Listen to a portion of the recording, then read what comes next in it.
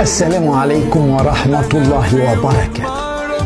لو خفت ما تقولش، ولو قلت ما تخافش.